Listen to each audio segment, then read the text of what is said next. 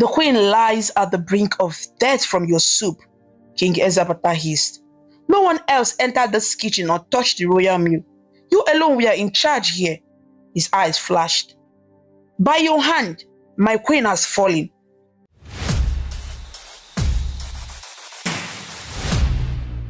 In the kingdom of Obaha, the royal palace kitchen was considered a sacred place. Only the most trusted hands were allowed to prepare meals for the king and queen. On a warm evening, the great hall of the palace buzzed with celebration. King Ezabata had married Queen Olamma just weeks before, and a grand feast was held in their honor.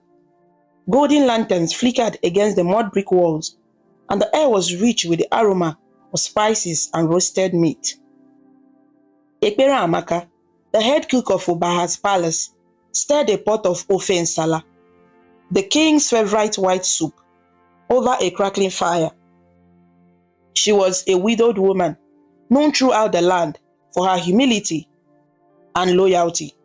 With gentle authority, she oversaw the kitchen staff as they chopped vegetables and fanned coals. Her teenage daughter, Ozioma, balanced a wooden tray laden with bowls of steaming soup. Ozioma's heart swelled with pride as she helped serve the delicacies her mother had prepared. She knew every recipe by heart. She had grown up at her mother's side in this beautiful kitchen. Tonight was special, as Ozioma carefully poured soup into an ornament bowl for the queen. She caught a glimpse of Queen Olamma across the hall. The queen sat beside King Ezabata on high dais, draped in shiny, elegant attire. She was young and beautiful, but there was a sadness in her eyes that even her first smiles could not hide. Perhaps she misses her home, Ozioma thought. Queen Olamma had come from a distant village to marry the king, and some whispered she had not chosen this fate for herself. Servants carried platters of yam fufu, grilled fish, and fragrant soups to the royal table. Drums beat softly in the background as praise singers recited the king's lineage. The atmosphere was joyful, yet Ozioma felt a nervous flutter in her stomach. A vague sense of something out of place. She dismissed it, focusing on her task. A child who washes her hands well can eat with the kings, her mother often said. Ozioma was not eating with kings tonight, or serving them. Still, she took pride in doing the job well, hoping one day to earn respect like Ekpere Amaka. When all the guests were served, Ozioma retreated to the side of the hall, near a pillar, to watch the festivities. Her mother stayed in the kitchen, sending out more dishes through other servants. King Ezabata raised a ceremonial cow horn filled with palm wine. "To my queen, Olamma," he proclaimed, his deep voice echoing. "May her days in Obaha be long and blessed." The gathering cheered and clapped as the king drank and then offered the horn to Olamma. The queen's smile trembled as she sipped the wine. Then the queen turned to the bowl of ofe nsala before her. It was garnished with fresh otazi leaves and chunks of fish. She dipped a morsel of yam fufu into the soup and brought it delicately to her lips. All eyes watched. This was the first meal the new queen would eat in her husband's palace, a symbolic moment of acceptance. Olamma chewed slowly. For a heartbeat, everything was still. Suddenly, her hand jerked and the bowl clattered from her grasp, spilling soup across the polished table. The queen's eyes widened in shock. She gasped for breath. In an instant, her graceful form convulsed and she collapsed onto the floor, clutching her throat. A collective scream rose from the assembly. Guests leaped from their mats and stools. King Ezabata was on his feet in a flash, catching his bride in his arms. "Olamma! Olamma!" he roared, panic breaking through his royal composure. The queen's lips were turning pale, her eyes rolling back. She twitched once and then lay frighteningly still against the king's chest. Chaos erupted. Some attendants rushed to fetch the palace dibia healer, while others stood frozen in shock. The festive drums fell silent.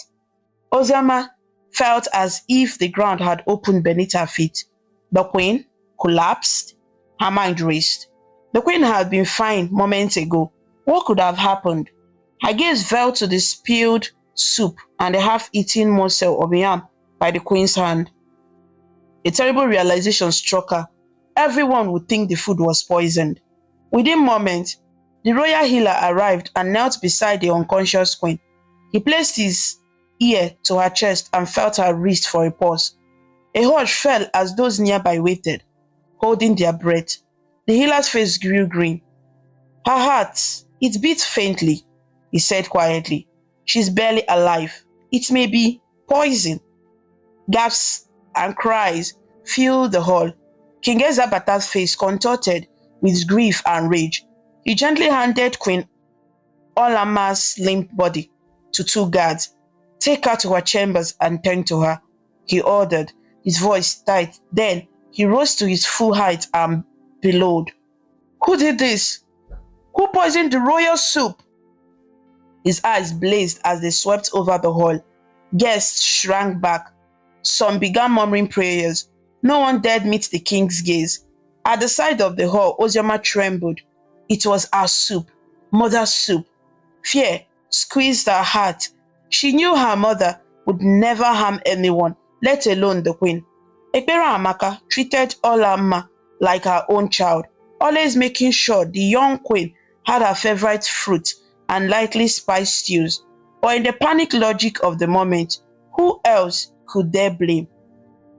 A burly palace guard stepped forward and pointed toward the kitchen. Your Majesty, the soup was made in the royal kitchen. Only one person oversees that sacred place. He didn't finish, but he didn't need to. All eyes turned toward the kitchen doors. No, mother, Ozioma whispered in horror. She pushed through the crowd toward the kitchen, nearly tripping over the hem of her wrapper.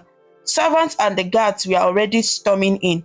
As Ozioma entered the smoky kitchen, she saw her mother standing in the center, wringing her hands, confusion and fear on her round, sweat-beaded face. Ekpera Amaka looked up as the guards surrounded her. What is it? What has happened? She asked, voice quavering. She had heard the commotion but did not know the cause. One guard grabbed her arm roughly. The queen is dying, he snarled. Poison in the soup. Ekpera Amaka's eyes went wide with shock. Poison? No, impossible. I tested every pot myself to be sure of the seasoning. There was nothing wrong with the soup. She tried to pull free, but two more guards seized her, twisting her arms behind her back. Ozioma cried out and ran to her mother. Leave her alone. She hasn't done anything, she pleaded, tears streaming down her face. A guard shoved Ozioma back, causing her to stumble to the earthen floor. King Ezabata strode into the kitchen then, his face dark as a thundercloud. Behind him trailed several elders and the chief priest, Anozie, whose expression was unreadable. The king's brother, Prince Obiora, lingered at the doorway, arms crossed over his chest. Ekpera Amaka lifted her chin despite the tears in her eyes. My king, I would never harm the queen, she said desperately. I swear on my loyalty, I did not put anything foul in the soup. I had served the royal family faithfully for years. Please, you must believe me. Ezabata's hands curled into fists. He was a proud man, and he had trusted Ekpera Amaka with his life's nourishment. To hear even a possibility that she betrayed that trust filled him with fury and pain. He gestured sharply, and the guard forced Ekpera Amaka down onto her knees. The queen lies at the brink of death from your soup, King Ezabata hissed.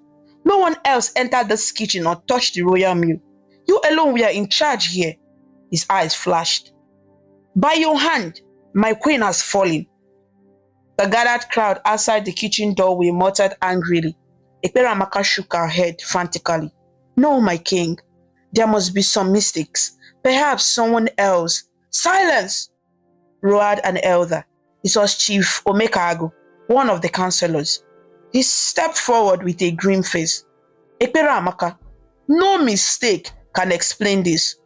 The queen took her last bite from the bowl you served.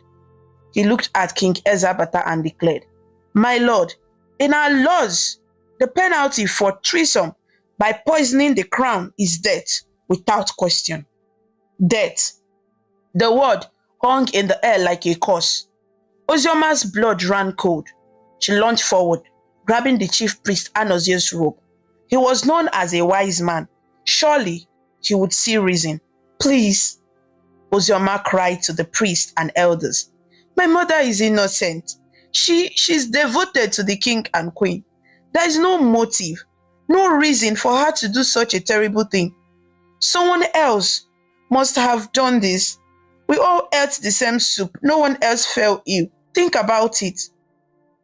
Chief priest Anozie glanced down at Ozioma with pity in his eyes, but slowly shook his head. Child, the ways of the gods in revealing guilt are often mysterious. But the evidence here is plain, he said softly. Only the queen's bowl was poisoned, and only one person prepared her dish. A wail of despair rose from Ozioma's throat. King Ezabata turned away, unable to look at Ekpere Amaka's pleading face. To him, it all made a horrible kind of sense. Who else but the cook, who had constant access to the food? Betrayal by someone so trusted caught him deeply. He felt as if a black stain of dishonor was spreading through his sacred kitchen and even his reign. His voice was cold and final as he gave the order. Take her.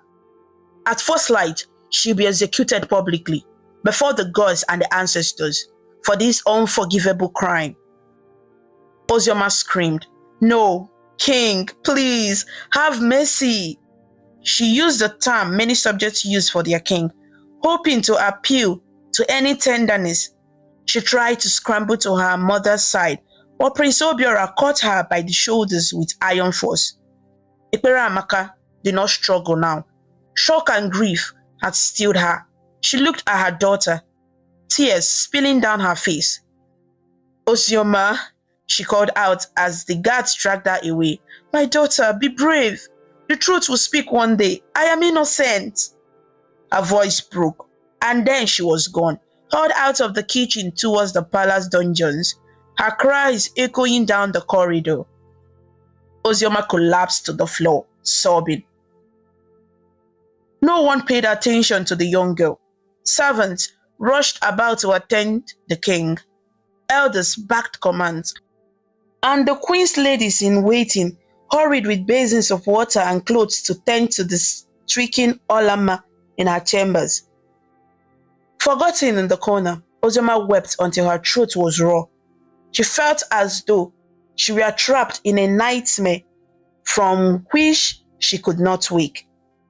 Much later that night, long after the feast had ended in tragedy, Ozioma crept out of the now empty kitchen. The palace grounds were quiet, lit only by a few torches on the walls. She wiped her tears, her mind made up on what she had to do. She needed to see her mother, even if only through the bars of a cell, to reassure her and herself that this was not the end. That night, Ozioma snuck through the shadows to the small dungeon adjoining the palace's shrine.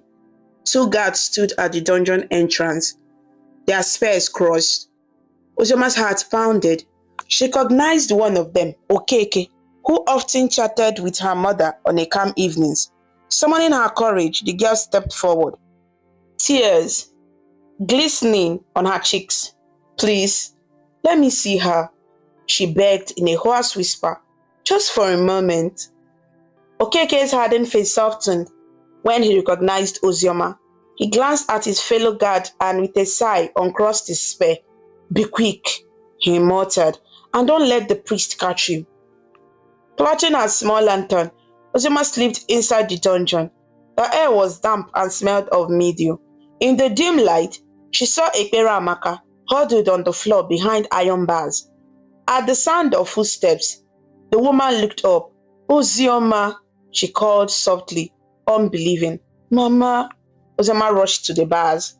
The two embraced as best they could through the cold iron. Ekpereamaka's face was stained with tears, but she tried to smile for her daughter. "My child," she whispered, brushing a lock of hair from Ozioma's face. "You should not be here." "I had to see you, Mama," Ozioma choked, voice trembling. I don't know what to do. This is all wrong. They won't listen. How can I save you?" Ekpereamaka closed her eyes painfully. "There is nothing you can do for me now, Ozioma. The king's word is final." She swallowed, then looked firmly into her daughter's eyes. "But you must leave. You must be strong. You must find a way to hold your head high, no matter what they call us." Hot tears rolled down Ozioma's cheeks. "I can't just let them kill you, Mama. It's not fair. You did nothing." Anguish and helpless fury shook her small frame. Ekpereamaka reached through the bars and cupped Ozioma's chin. "Life is not always fair, my precious girl. But remember what I always told you. No secret stays hidden forever. The truth will come out one day, like a sun emerging from dark clouds." Her voice wavered, but she continued. "Promise me you will not let this break you. Don't carry shame that isn't yours. Promise me." Ozioma grasped her mother's hand as if to fuse her own strength with her mother's. "I promise," she whispered, though her heart felt anything but strong in that moment. Footsteps echoed from outside. The guard cleared his throat. "Time is up," he warned softly. "Ugonna, take care of my mother." Ekpereamaka suddenly called out toward the door, addressing Okeke by his first name. The guard looked away, unable to answer. Ozioma panicked as the moment slipped away. "Mama, Hush now," Ekpereamaka interrupted gently. She pressed her forehead to the bars, trying to be as close to Ozioma as possible. "Be patient, Ozioma Nwam. Be brave. I know that I love you beyond words. The ancestors will watch over you when I cannot." Mother and daughter held each other's gaze, memorizing every detail of each other's face until the guard's hand fell on Ozioma's shoulder. She was led out, her fingers slowly sliding away from her mother's through the bars. The last sight Ozioma saw as the dungeon door closed was her mother sinking to her knees in prayer, lips moving in silent supplication to the gods. Dawn came sooner than Ozioma wanted. The first light of morning found her standing in the village square of Obaha, numb and hollow. Word of the queen's poisoning had spread like a Harmattan fire, and a crowd had gathered to witness the execution of the traitor. The king's justice was to be swift and merciless. At the center of the square stood a stone altar dedicated to Ani, the earth goddess and guardian of justice. It was before this shrine that Ekpereamaka would be executed, as tradition demanded, for those accused of heinous crimes against the crown. 4 royal guards led Ekpereamaka forward.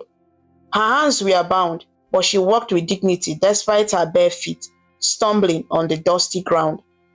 The morning sun cast a golden hue on the scene, bellying the tragedy that was unfolding.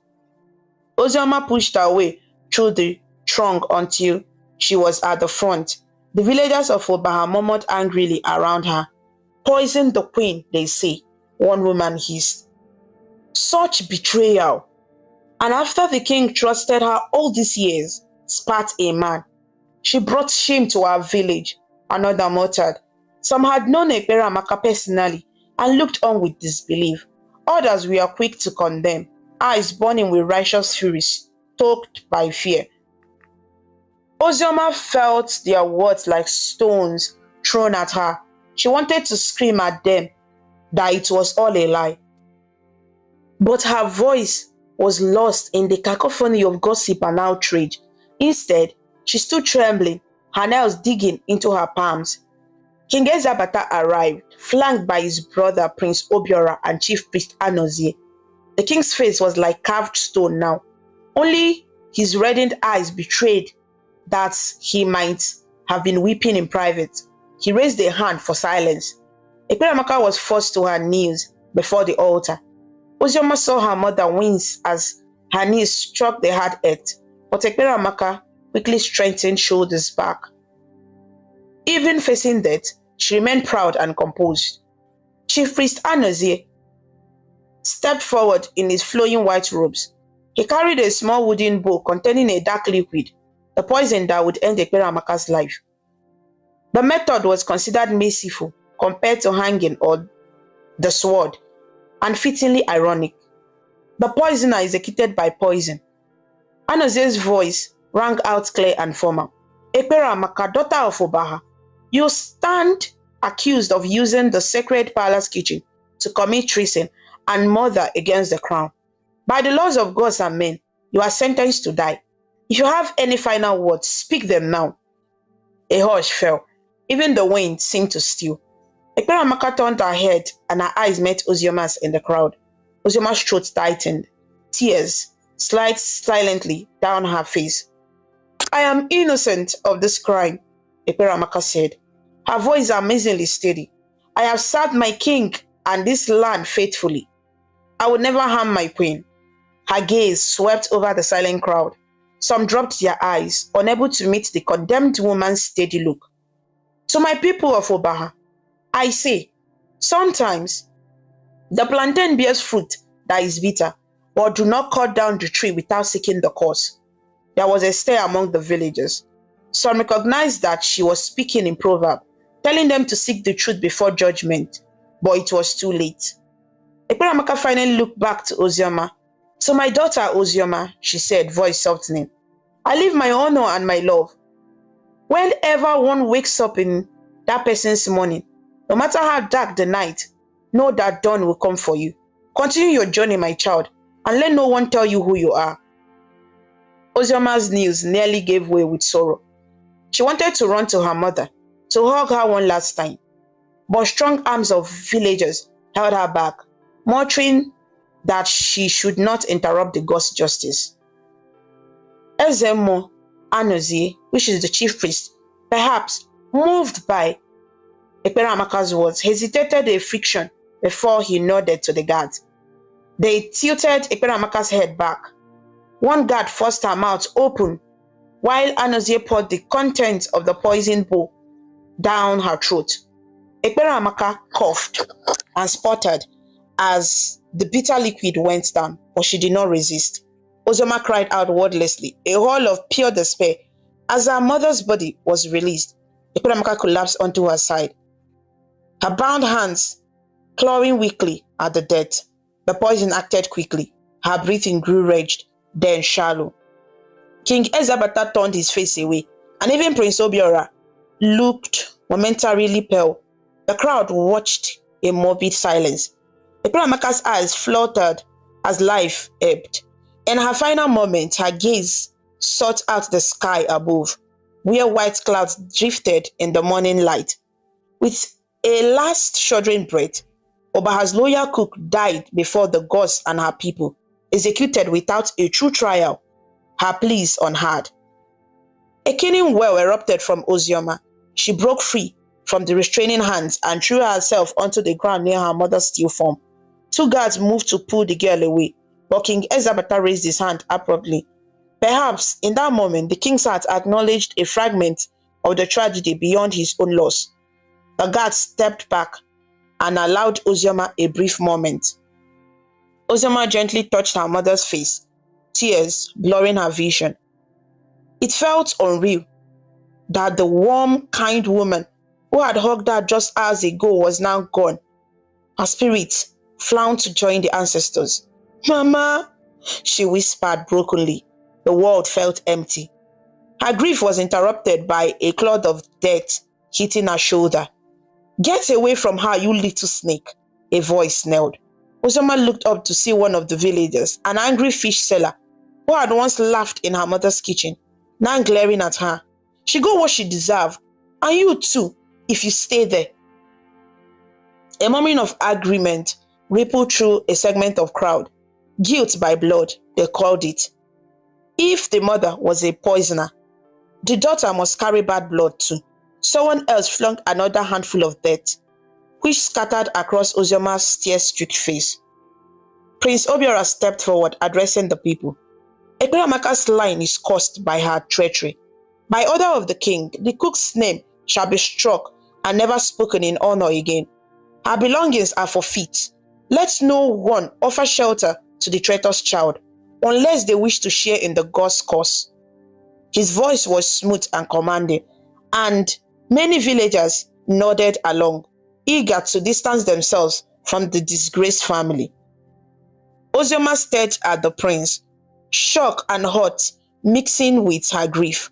King Ezabata was still nearby, but said nothing to counter his brother's decree. Maybe the king truly believed Ekpeamaka's family was tainted, or perhaps his grief made him indifferent. Either way, Ozioma realized with horror that she was effectively banished. The only life she had ever known had just been destroyed.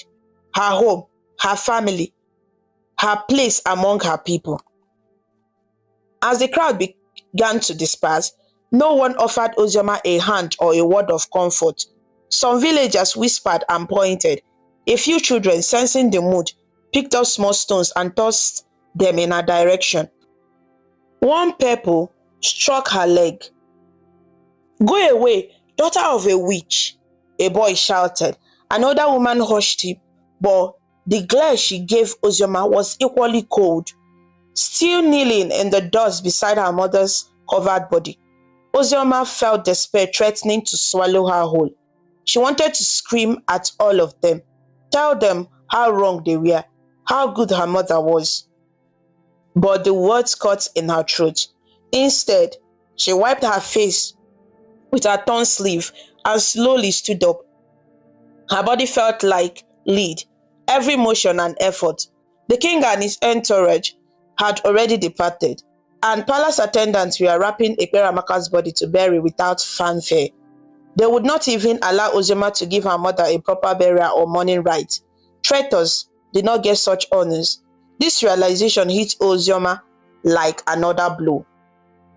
As two men lifted Ekpeamaka's shredded body onto a stretcher, Ozioma mustered her courage and stepped forward. She gently touched the edge of the cloth. "I will clear your name, Mama," she whispered, voice raw but resolved. "I swear it. Your spirit will not wander in shame. The truth will speak, as you said." One of the men holding the body grunted impatiently and shoved her aside. Ozioma stumbled but did not fall. She watched through burning tears as they carried her mother away, likely to bury at the far edge of the royal burial ground without ceremony. When they were gone, Ozioma realized she was truly alone. The square was emptying now, villagers heading to their morning tasks, eager to put the ugly incident behind them. Already, it was as if Ekpeamaka never existed, except as a cursed memory. Ozioma stood amidst the dispersing dust, a lone figure in the place where her mother had just died. Slowly, she walked away from the square. She passed familiar sights: the well by the Odala tree where she used to fetch water, the blacksmith shed where she and other children would giggle at the clank of metal. Now, every person she passed averted their eyes or glared. A market woman, packing up her unsold wares, spat at Ozioma's feet as she went by. "Away with you," the woman hissed, as if an evil spirit walked by. Ozioma kept walking, numb and frightened. She did not even know where to go. A small room she had shared with her mother by the servants' quarters in the palace would surely be barred to her now. Indeed, when she drifted near the palace gates, the guards there shouted, "Be gone!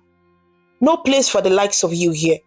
They did not even recognize her in their anger, or perhaps did not care that she was the same girl who had lived there. To them, she was already an outcast. So Ozioma wandered through Obaha until she found herself at the outskirts of the village. As the sun climbed higher, the day grew sweltering. Exhausted, she slumped under the shade of an abandoned market store by the roadside.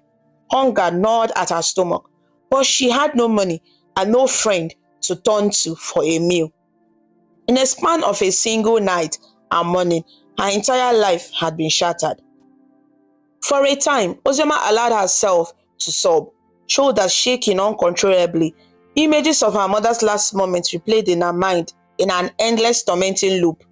But as the afternoon sun lengthened, her tears gradually dried up.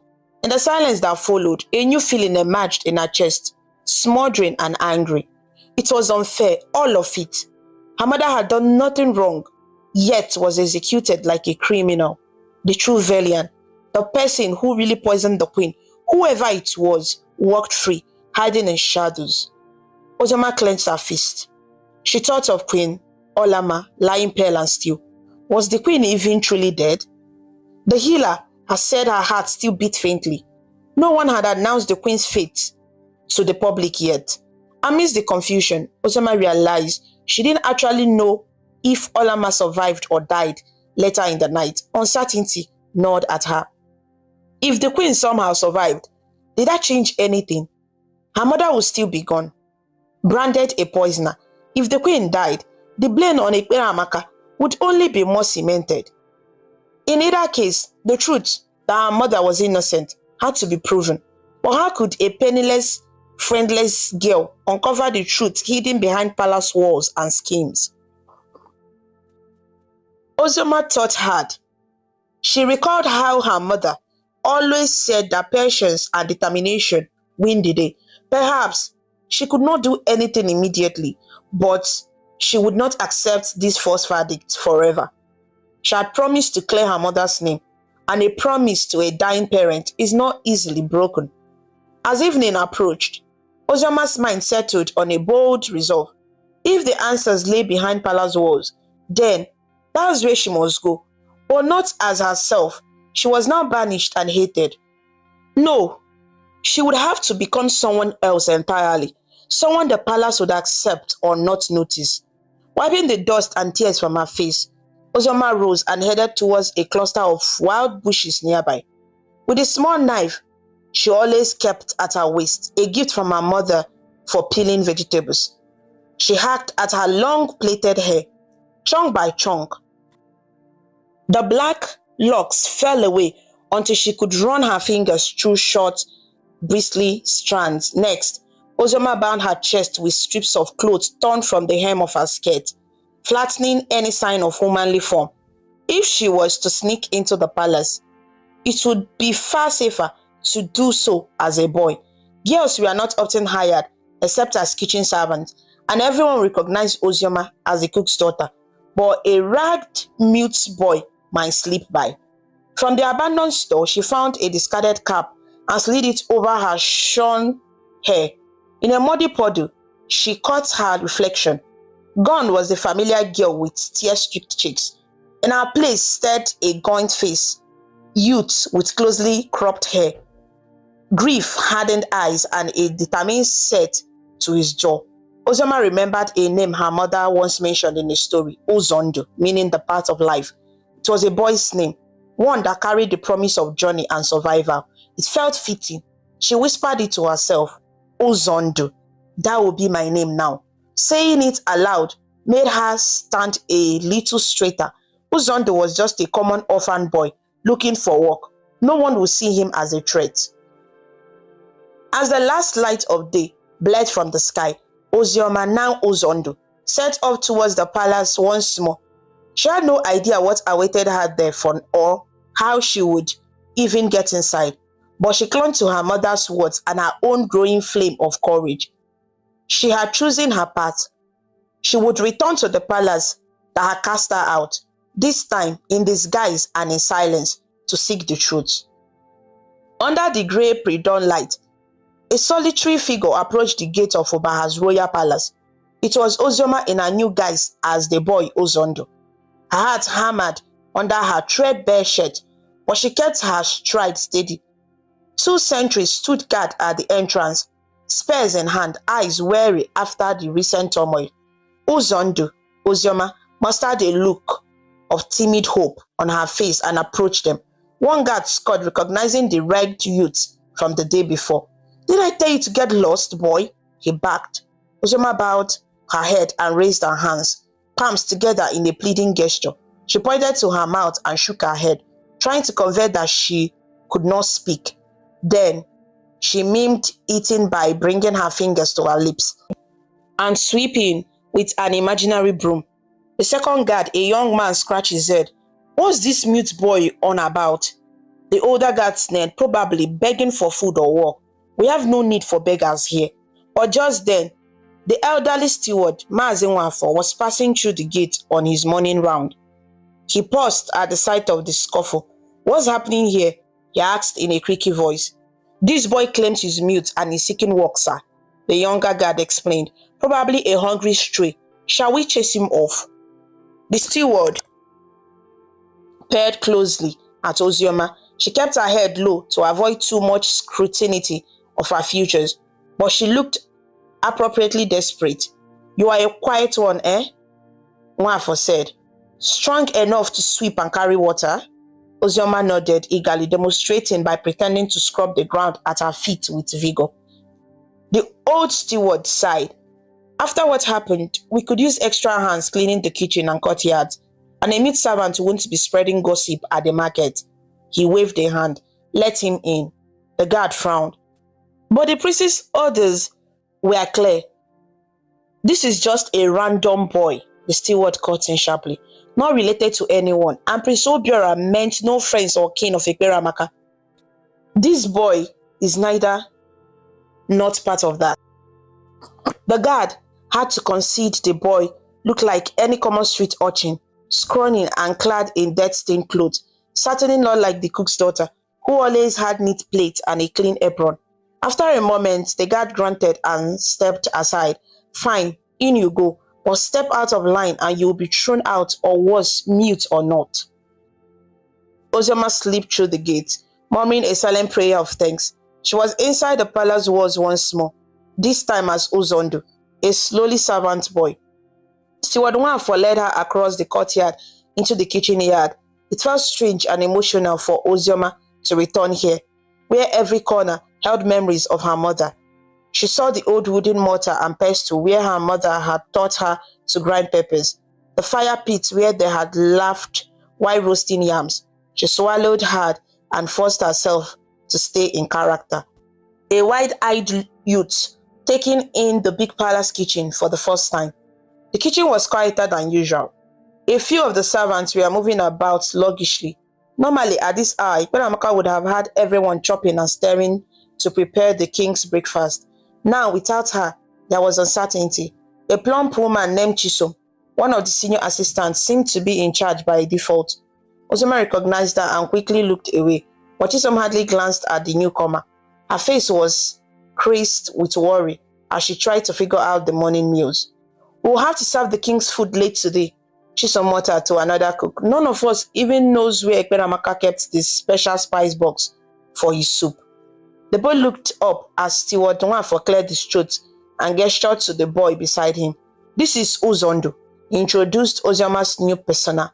He's mute but willing to work. He would use someone to scrub pots and haul water. Chisom studied the boy and shrugged. Fine, just keep him out of the way of any delicate tasks. To Ozioma, she said firmly, You, do as you are told and try not to break anything, understood?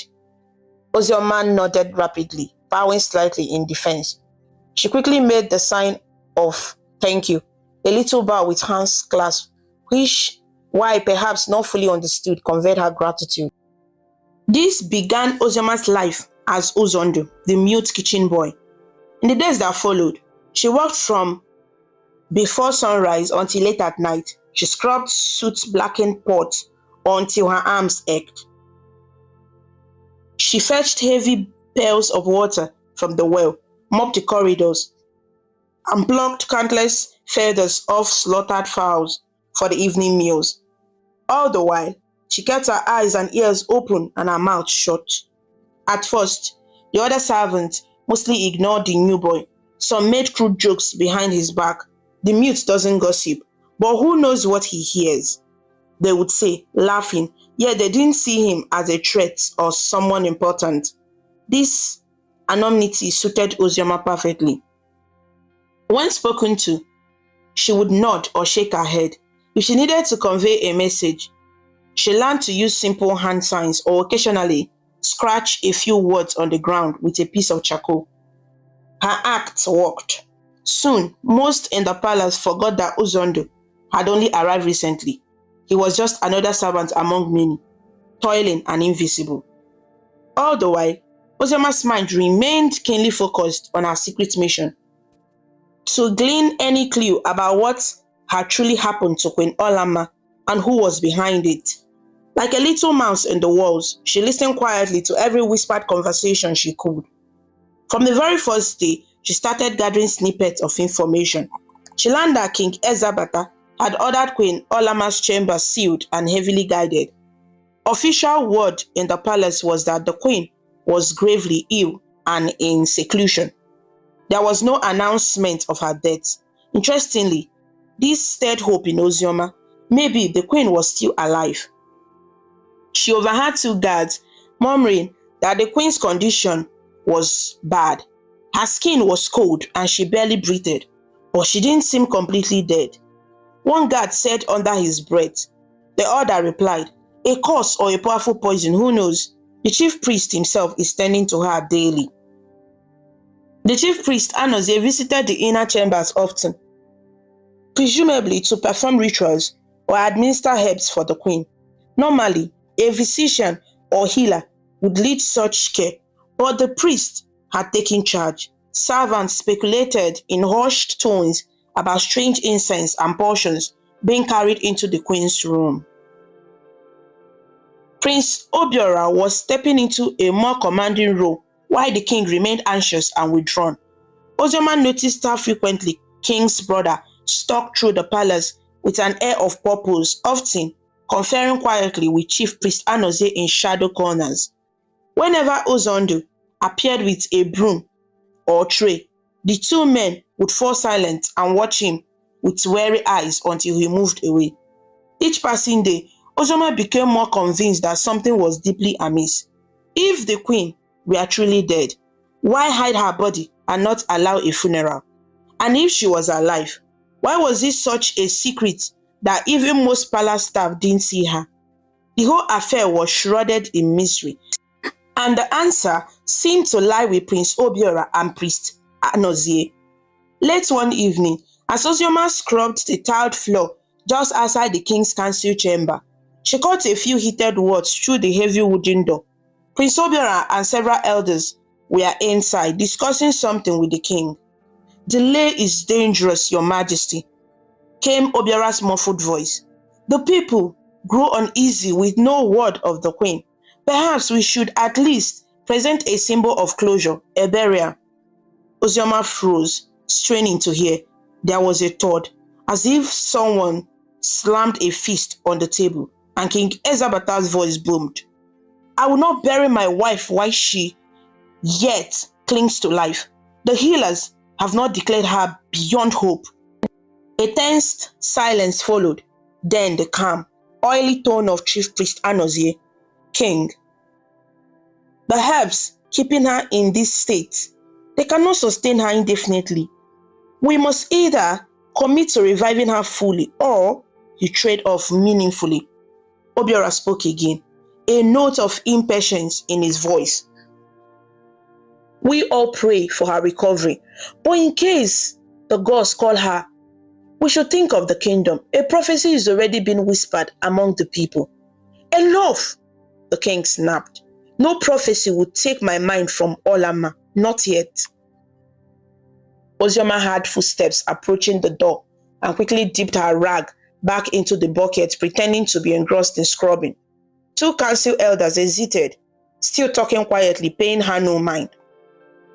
But her heart pounded. The mention of a prophecy piqued Oziọma's interest sharply. What prophecy were they speaking of that concerned the throne?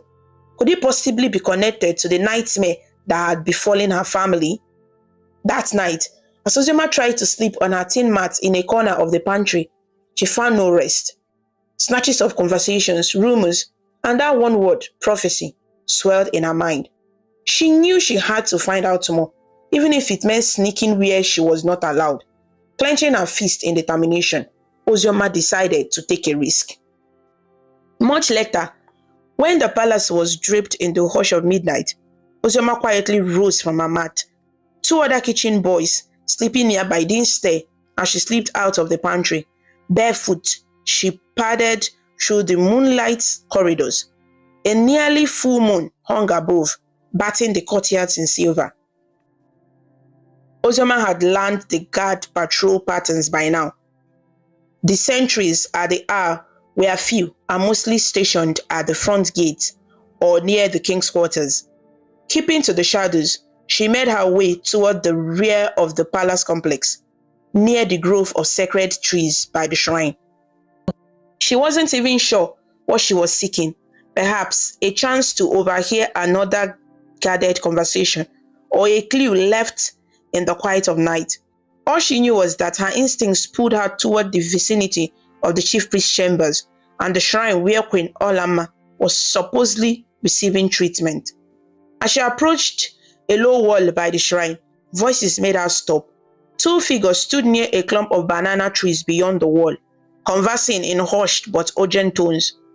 The moonlight filtering through the leaves revealed them. Chief Priest Anozie, recognizable by his white robe and tall, beaded staff, and Prince Obiora, with his distinctive and confident stance. They had chosen this secluded spot for secrecy. Ozioma's heart pounded so loudly, she feared they would hear it. She carefully crouched behind the wall, peering through a gap between stones. The potion's effect should wear off completely in a few days, Anozie was saying in a low, taut voice. We cannot keep her in that state much longer. It's too risky. Prince Obiora hissed back. And what do you suggest? If she wakes, everything is ruined. The king will hear her side of the story. Anozie shook his head. No, not if we manage it correctly. Listen, the plan was to have her gone quietly, but the prophecy complicates things. It says the next true ruler will come not from the throne room, but from the kitchen. We interpreted this to mean the cook or her blood could usurp the throne. We eliminated Ekpere Amaka to break that line. Ozioma's fingers dug into the dirt. She had to clamp a hand over her mouth to stifle a gasp. They had planned her mother's death because of a prophecy. The priest continued, unaware of their hidden listener, or her daughter, the girl Ozioma. She slipped away. Perhaps the prophecy still lives through her. Obiora made a sound of irritation. That whelp is as good as dead out in the bush. If she hasn't starved by now, I will have the guards hunt her down soon enough. We'll snuff out the last of that line. Never, never fear. A chill ran through Ozioma despite the warm night. Hearing the prince speak so casually of killing her made her blood run cold, but also stoked a fire of defiance inside her. She crouched lower, barely daring to breathe. Even so, Anozie went on, the queen must remain hidden until our position is secure. We told the king she is in a deep, death-like trance caused by the poison, but soon she must give him an outcome. We may need to make her disappearance permanent if he grows too suspicious. Prince Obiora frowned in the moonlight. Killing her outright was never the plan. She was supposed to disappear quietly, living out her days far from here, while the king eventually moved on. If we murder the queen, the gods truly will curse us. Anozie's tone hardened, impatience seeping in. The gods have already given a prophecy that threatens our plan. Sometimes, one must take drastic action in response. Remember, Prince, if Ezabata learns that we plotted with Olamma to stage her death, your head and mine will adorn the palace gate by dawn. We must never know the full truth. We will say the poison was the cook's doing alone, and that it caused the queen beyond saving. Then, with heavy heart, we will hold a funeral, and perhaps then the king will at last heed the prophecy about new ruler. Obiora placed a hand on the priest's shoulder, attempting a reassuring smile. Anozie, you worry too much. The king's grief and stubborn hope keep him blind for now. Once the time is right, we will resolve the queen's situation without pointing back to us. He glanced around to double-check they were alone. Ozioma shrank against the wall, her heart thudding wildly. Prince Obiora lowered his voice even further, and Ozioma had to strain to hear. And when the throne is stabilized by Olama's death or absence, we shall ensure the prophecy is averted by placing someone acceptable on the throne. After all, who better than the loyal prince to assume power if the king's line in question or if Ezabata is incapacitated by sorrow? Anozie gave a soft chuckle. Just ensure, Your Highness, that if you seize the throne, the chief priest retains his influence, the gods will require their due. At this, Obiara's smile faded slightly, but he inclined his head. Of course, we are partners in this.